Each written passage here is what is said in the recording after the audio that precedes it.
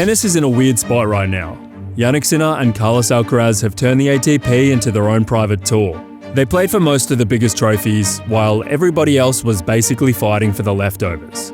So here is the big question for 2026. Does anyone actually break through that wall?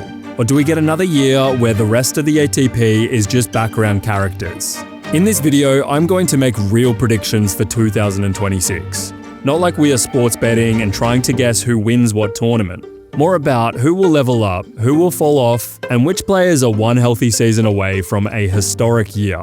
And yes, we are going to talk about Djokovic. And yes, it is going to get uncomfortable. Let's start at the top of the food chain. Right now, men's tennis at the very top is simple. Sinner and Alcaraz have won 18 of the last 19 tournaments where both of them played the same event. The last time they were both in a tournament and one of them did not win was early in 2024 in Madrid. It is almost a given that if they are both at the same tournament, everyone else is fighting for third and at the very best, second. In 2025, they basically hoarded the biggest titles. They split the slams again and picked up a stack of Masters 1000s. So the obvious, lazy call for 2026 is, they do it again. But that is where the hot hand fallacy kicks in. Just because something has been happening does not mean it will happen forever. Even in the Big Three era, we still had outsiders pop up and steal a slam. So, if you put a gun to my head and said, pick winners, here is how I see it playing out.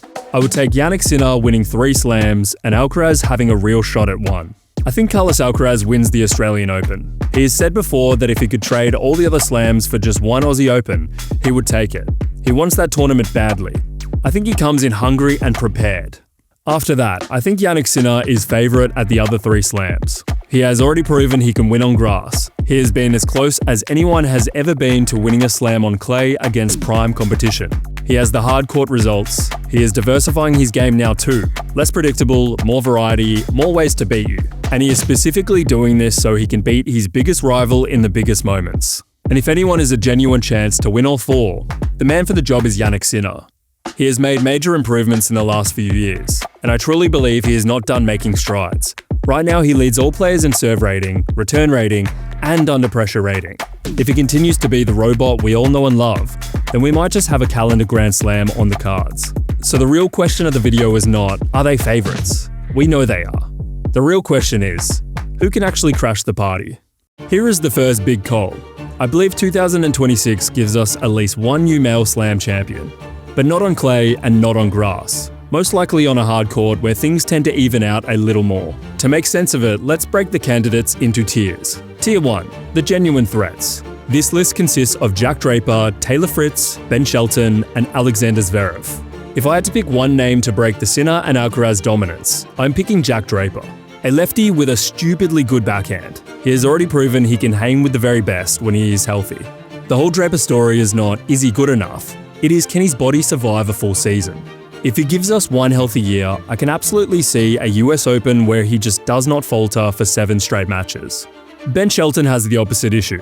We have seen him go deep at slams, especially his home slam in New York. We saw him win his first Masters 1000 in 2025, and we know his game is most deadly on hard courts. Taylor Fritz is the next likely candidate. Right now, he is the classic, always there, never quite the guy player. Top 10, grass titles, consistent deep runs at slams, but no major breakthrough yet. I think 2026 is the year where he at least makes another slam final. His best shot is probably Wimbledon or the US Open. Big serve, massive ground strokes, and a pretty bulletproof mental game. The problem is that his game appears a little stagnant. If he can make changes in the off-season, add in some variety, sharpen up his movement, then maybe he is in with a serious chance. For him, it is less a question of, are you good enough? And more about, can you avoid having to beat both Sinner and Alcaraz back-to-back? And Djokovic for that matter, as he currently has a ridiculous 0-win, 11-loss record against him. If someone else takes 2 of them out, things can get really interesting for Taylor Fritz. The last one in this top tier is Alexander Zverev. He lives in permanent, surely at some point he wins one territory. He has been in enough finals. It would not be shocking if he finally nicked one while the 2 young guns are slightly off their game. Tier 2 gets much more ambitious. De Minaur is the first player that springs to mind. He has become an absolute beast in his own way. He plays tennis a certain way and has mastered his method. And it is good enough to get by 99% of players.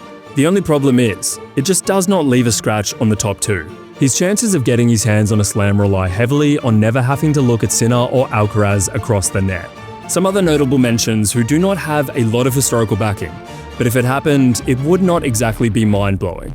These are players like Felix Auger-Aliassime, Lorenzo Musetti, Joao Fonseca, and Jakub Mensik. The last group is pure wishful thinking and what-ifs. What if Djokovic can sustain 7 matches of perfection one more time? What if Bublik can pull it all together for a fortnight? What if Rublev found the best sports psychologist of all time and randomly makes it happen?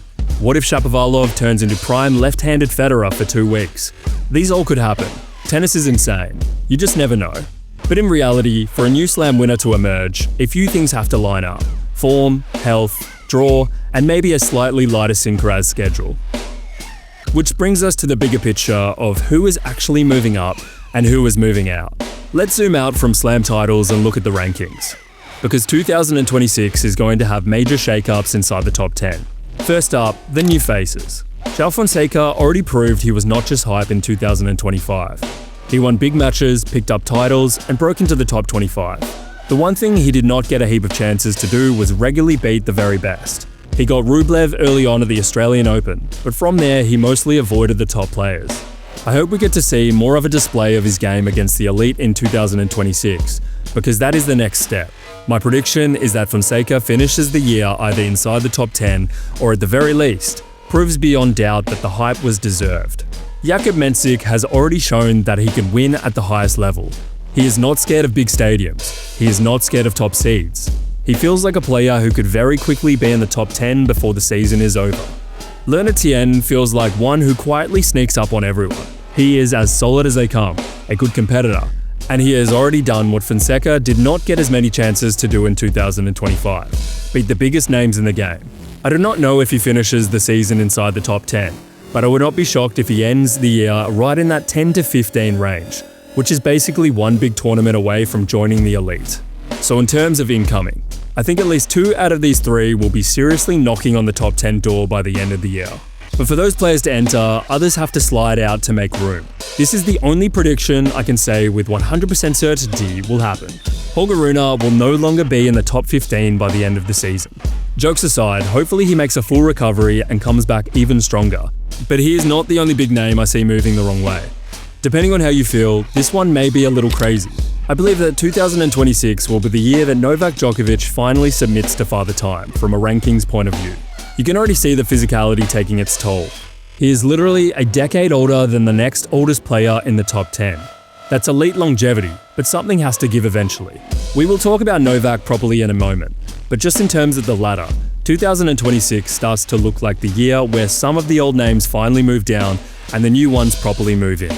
And that is where the Masters 1000s and ATP 500s get really interesting. Not everyone is going to win a slam. That does not mean the season is boring. One of my favourite things about this era is the second line of guys just below Sinner and Alcaraz.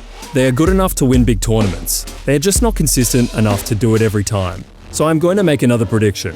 In 2026, we get at least 2 first-time Masters 1000 winners.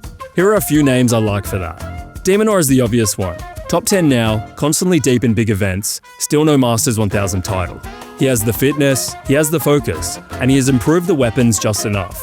Give him a slightly depleted field somewhere like Canada or Shanghai, and I think 2026 is the year he finally gets one. If chaos is going to happen, it is probably going to happen around Bublik. When he is locked in, he can beat absolutely anyone. And when he is not locked in, he can lose to anyone. But we saw in 2025 how dangerous he is when he genuinely cares. He picked up titles, he made people very uncomfortable. The next player is Alejandro Davidovich Fokina. I am planting a flag here. Not as a Masters 1000 champion, but as a first-time title holder. In 2026, Alejandro Davidovich Fokina finally wins an ATP title. It might be a random 250 on clay in the middle of nowhere. It might be a 500. But the guy has been in too many finals, had too many big chances, and played too much good tennis to finish his career with 0 titles. At some point, Lady Luck has to stop bullying him. So while Sinner and Alcaraz are hoarding slams, I think the story of the Masters 1000s and ATP 500s is a bunch of these second-line players finally getting some shine. And sitting above them all, still casting a huge shadow over any draw he enters, is Novak Djokovic. This is where the comments usually go off. Let me start with respect. He is the most decorated men's player in history. He is still capable of absurd levels of tennis. Even his bad seasons would be dream years for 99.9% of players. In fact, in 2025, he made the semis of every Grand Slam. That is ridiculous. But we have to be honest about what we are seeing. The last couple of years, the pattern has been the same. He still goes deep, he still wins matches, but almost every big tournament now comes with some kind of physical issue. So here is my prediction for the year ahead. Novak does not retire.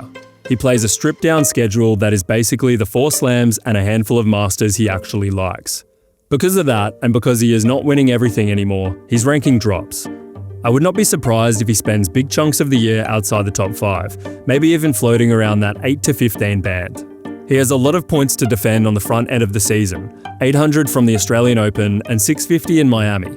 Sure, he could make up points elsewhere within that time frame, but if he has a bad first 3 months, then we could very quickly see him outside the top 10. At the same time, I fully expect him to have at least one more "how the hell is he still doing this" run. It would be the most Djokovic thing ever to stroll into a slam, look physically defeated, and still end up in another semi or even another final. So my prediction with Novak is split. The results and the ranking will clearly show a decline. The levels in pockets will still be good enough that nobody is comfortable drawing him, even at his age. And at some point, if that continues, he is going to have to decide whether all the physical pain and early round blockbusters are worth chasing one more run at history. The honest truth, we have no idea exactly how 2026 plays out. That is why tennis is so addictive. You can stare at the data, you can know the narratives, and then some 19-year-old comes along and messes that whole thing up. So I will throw it to you. What are your big predictions for the year ahead? Do you think Novak is still lifting a big trophy next year, or is this the year he finally starts his decline? Drop your predictions in the comments, argue with mine, and if you enjoyed this style of deep dive, consider subscribing.